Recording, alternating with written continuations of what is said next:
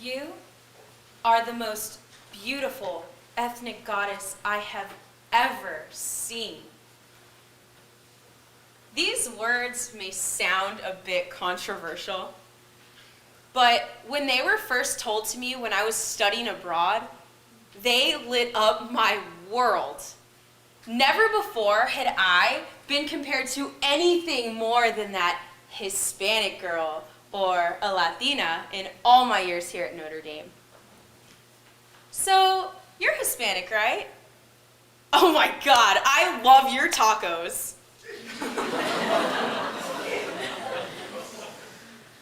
You're Latina? I've never had one of those as a friend before. I feel so multicultural. Or, you're Hispanic, right? When did your family immigrate? Do your parents know English? Whoa.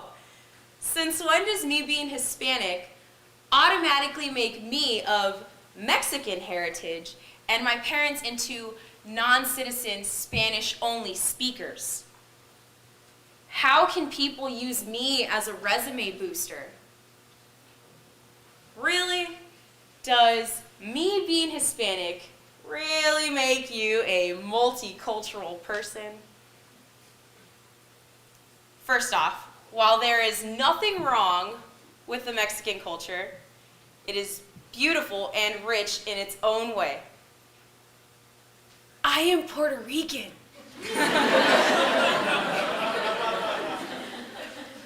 This, meaning that my parents didn't immigrate to America, but in fact, both were born here in America speaking English. And for your information, Puerto Rico, whether we like it or not, is U.S. territory.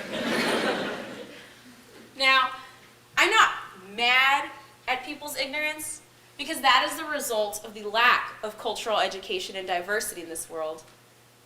But rather, I am frustrated that people are letting their ignorance run their interactions with people here. That's right. One day, a person asked me where I was from, and even after I responded with my state, city, and country, they asked, "No, where are you originally from? What Hispanic are you?" What Hispanic am I? Does that matter? Really? And that's not even the worst of it. One day, freshman year, I was hanging out with this girl, and she straight up asked me with a smile, "Are you an illegal immigrant?"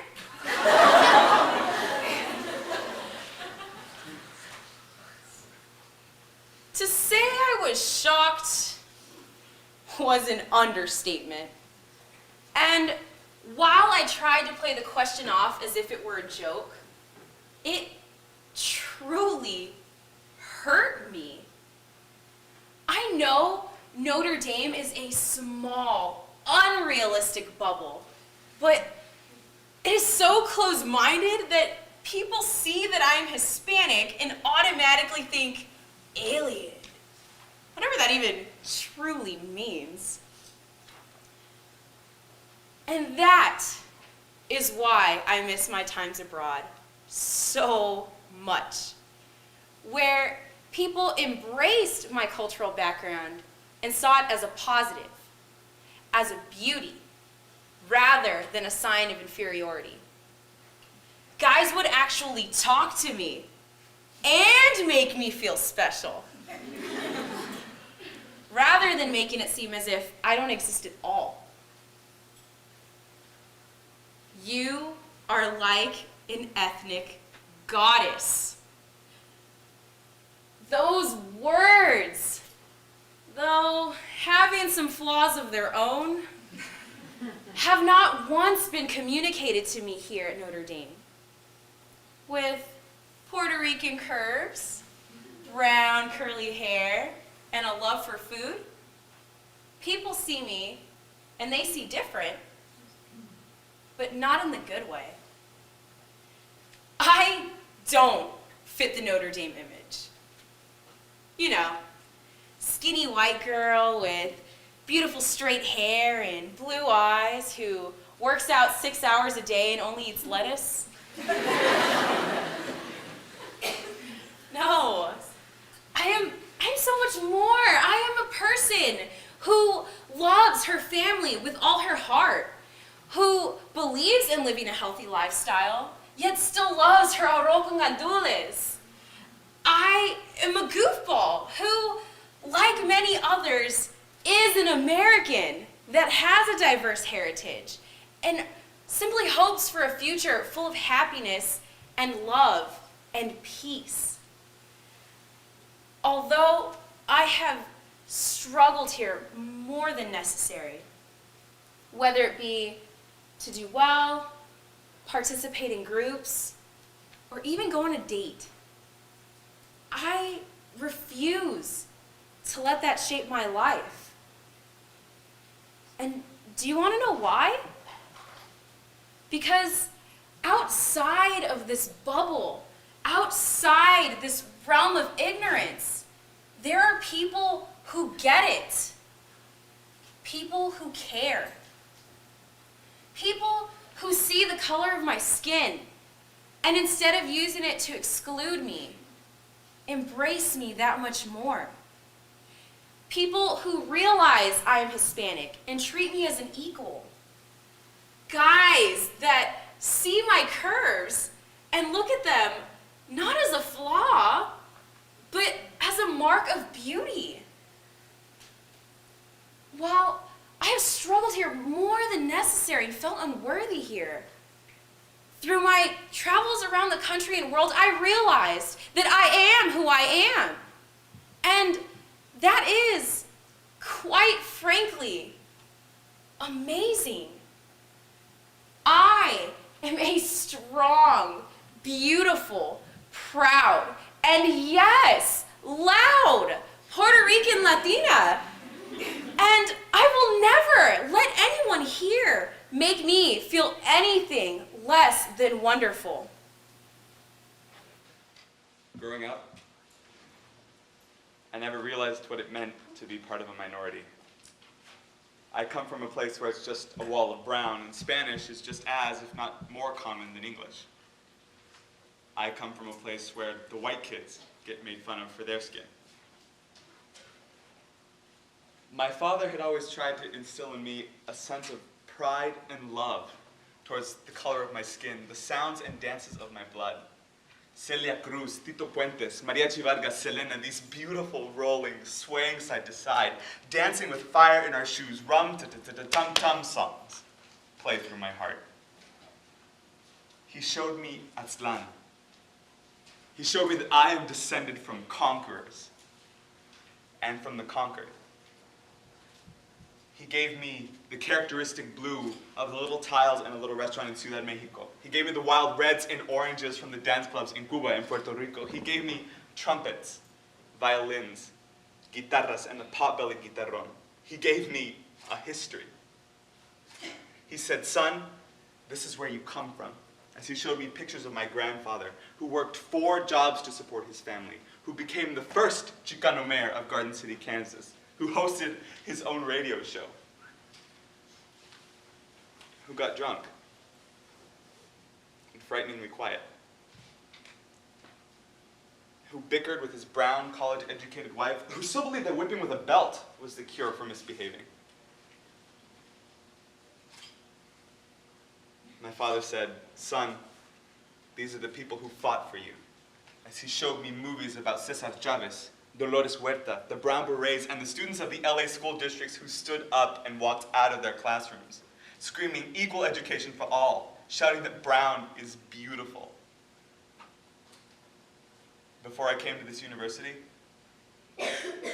that was just a foggy childhood memory. I came here and found that people danced until their hips hurt, that Spanish sounded even more beautiful when you caught tiny snippets of it coming from the people in line behind you. and that the parties were wild and free and frightening. I came here, and I felt that I was brown for the first time.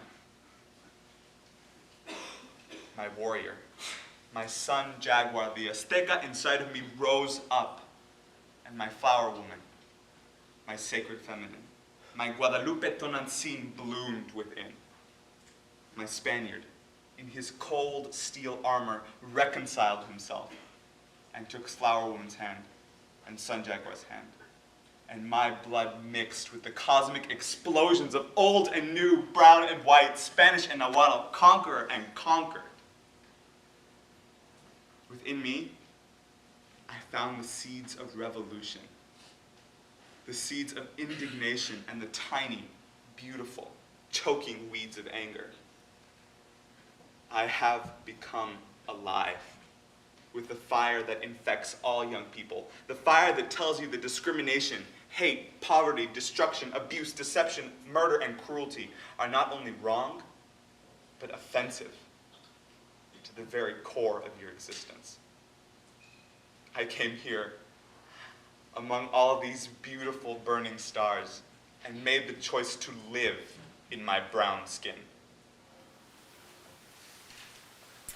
Technically, I'm Hispanic. Hispanic. I hate that word. When I was little, I once remarked to a family friend that I was Latina.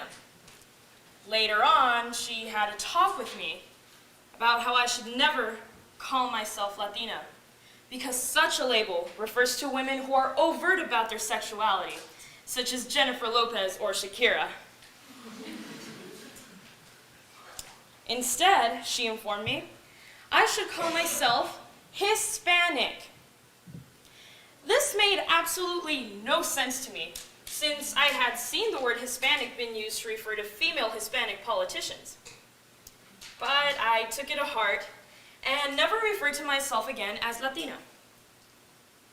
Later on in high school, my friends threw around the phrase Chicana and explained to me what it meant. People who are born in the United States to Mexican parents. Despite the fact that my mother was technically born across the border in the US, my friends assured me that the label still certainly applied to me, since she was raised in Mexico. And yet, when I took this phrase home, my mother also rejected it, saying it only applied to lower class Mexicans or children of illegal immigrants.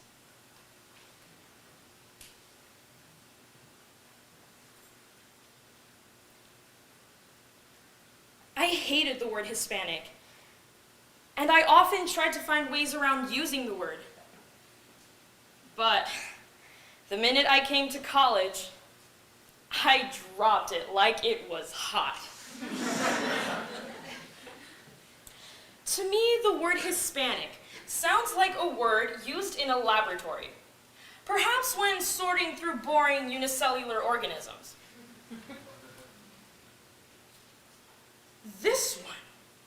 This is a Hispanic. Put it in the left petri dish.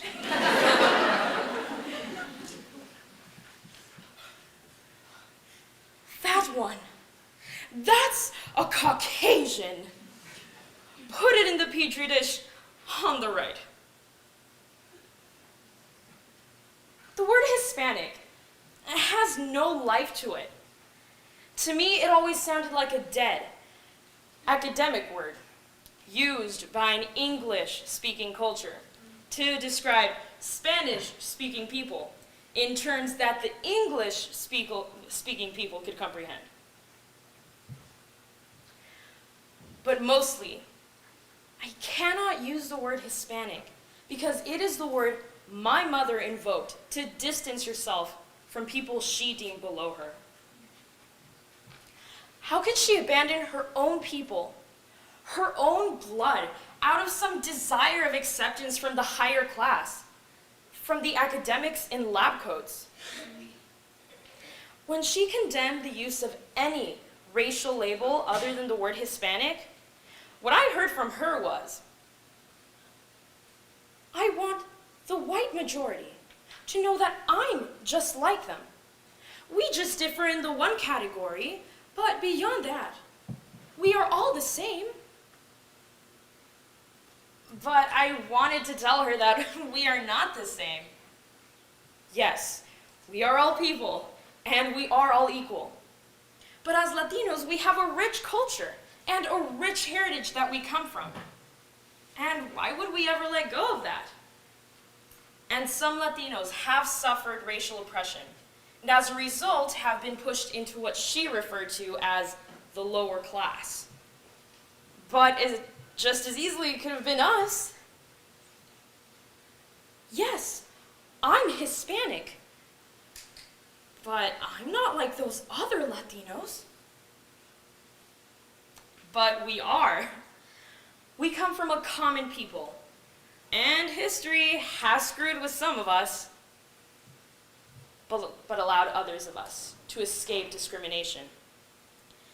That doesn't give me a free pass to use my Latino brother as a stepping ladder to high society. Family is forever, and I would much rather be a so-called lower class Latina than abandon my roots. And that is why I am not, nor will I ever be, Hispanic. Querida counselor, I guess the fact that I can't remember your name is a step in the right direction. It means that you're kind of fading from my memory, and I always hear you should remove toxic people from your life. So this is good, right? Well, I can't seem to remember your name, but I can remember what you said to me my junior year of high school. I told you I wanted to go to Notre Dame. You said, wow, that's a hard school to get into. I agreed. You suggested other schools I should apply to. You were starting to lose me. You see, I had this dream since I was 6. But I listened. As you listed other local colleges I might attend instead. But then, you concluded with something I will never forget. You said, it's amazing you're pursuing this dream since I know your people often end up with jobs like housekeeping. First of all, I want you to know that there's nothing wrong with housekeeping. It's a job that can pay the bills and put food on the table. Me mommy was a housekeeper. She was also a seamstress. She washed dishes and mowed grass. She was the nanny of a little girl even after my older sister was born. She took care of another little girl while her own had to wait for her mommy's work to be over. She's currently a food service worker and has had just about every other Hispanic job you can think of. But my mom did these things to help our family get by, and I am proud of her for it. To suggest that people like my mom are lesser people, only a stereotype for having these jobs, disgusts me. She did what she had to do, and I am eternally grateful. And before you say that people like my mom must not amount to much because they have working class jobs, let me tell you, mi mami graduated from college. I plan to do the same at Notre Dame. Sincerely, a Notre Dame student who wouldn't mind being a housekeeper if it meant I could be half the hero my mom is. I am proudly a first-generation immigrant. My story is typical, right? I moved to the U.S. from Mexico when I was 4 years old to be reunited with my mother, who had left to establish herself here just shortly after my 2nd birthday. We were here on visas for a few years, until they expired. Most of what I remember from after 9/11 is my mom constantly warning me about how we couldn't tell people where we were from. We didn't want to get caught. I remember breaking down one day in particular in the 3rd grade. The fear overwhelmed me, and at recess I cried silently in the corner of the playground. I didn't know why I was so afraid, but looking back, I was bearing the weight that so many children and families carry when they're undocumented.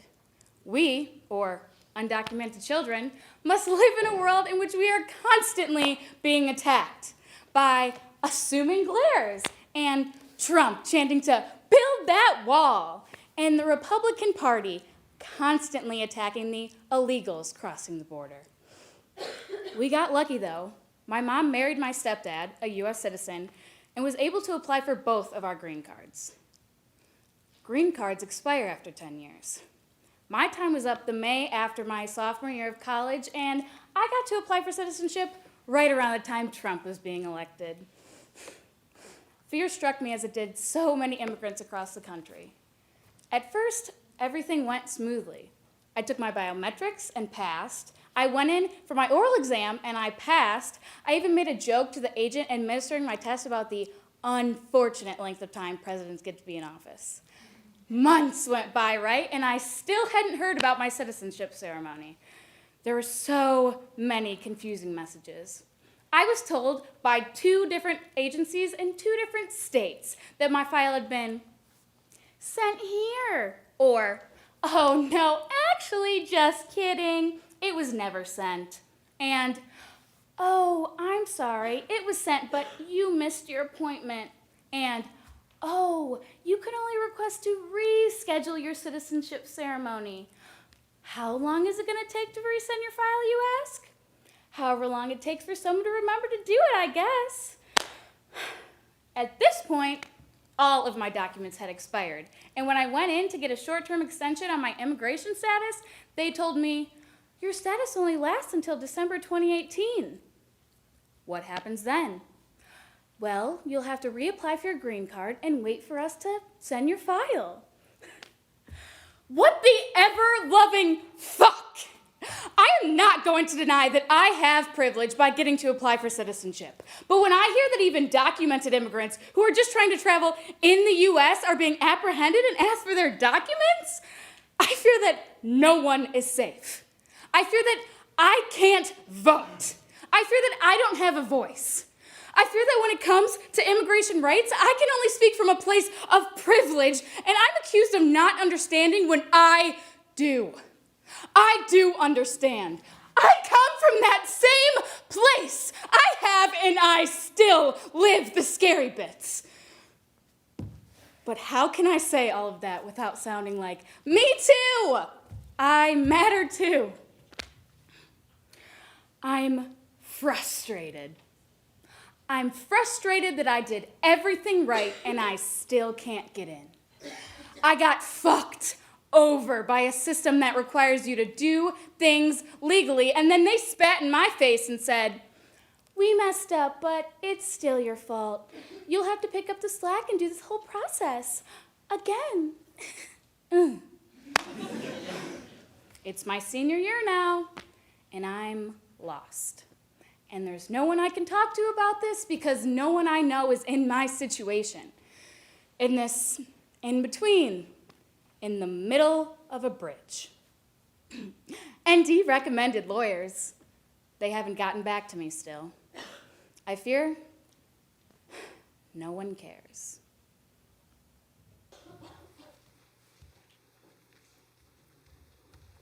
Some realities are harder than others. And I have reason to believe mine is. To be an immigrant, or not even. Despite my 10+ years in this country, I have no right to make it mine. So how does it feel to cringe with every intern listing, job description, with the words, U.S. citizens only? To wait for the tears to come as every opportunity is ripped out of my hands. To know my very own sister is afforded every opportunity in this country, and yet I am not. Because I was born too soon and too far away. To feel so desperate to stay that you base every decision on that goal. To know how small that makes you. I open the survey. This first section is for reporting purposes only. The following optional questions are in regards to your identity. Okay. Are you of Hispanic or Latino descent? I'm not quite sure what they mean. I'm going to skip this and come back to it. Select your race from the list below. White, I guess. Seems like that's what they were looking for. I guess I'll put down Latino. Wait. Should I really be calling myself Latino? I mean, for all intents and purposes, I'm just plain old, boring American white. From my pale skin and blue eyes to my blonde hair. Heck, I see plenty of other very white students who look just like me all the time. Sure, yeah, my abuela was Mexican and tried very hard to instill an appreciation for my culture in me before she died. But that never really got through to me while she was alive. The rest of my upbringing was no different from what I saw of the white people I grew up with. Nuclear family, upper middle class, suburbs, English only, private school. I am privileged. I shouldn't take away from the actual Latino people who get treated differently based on their language, their culture, their appearance. All things I wish I was more connected to. But it's not like I chose to be detached from this. I was raised with a tenuous connection to my abuela's culture, which snapped when she stopped being a part of my life. Now I find myself wishing I'd spend more time learning her language rather than getting caught up with being a kid. I want to be connected to that portion of my family. It's not like I chose to live like this. After all, my genes could have been more like my uncles and cousins. Warm brown skin, gentle brown eyes, and jet black hair. I stand out at family gatherings with my icy blue eyes, pale skin, and dirty blonde hair. Maybe if I looked like them, I wouldn't feel as guilty trying to connect to a culture that is my birthright. But they're still my family, and their legacy lives on through me. I sigh one last time. I settle down to return to my survey. Race, white. Ethnicity, Latino.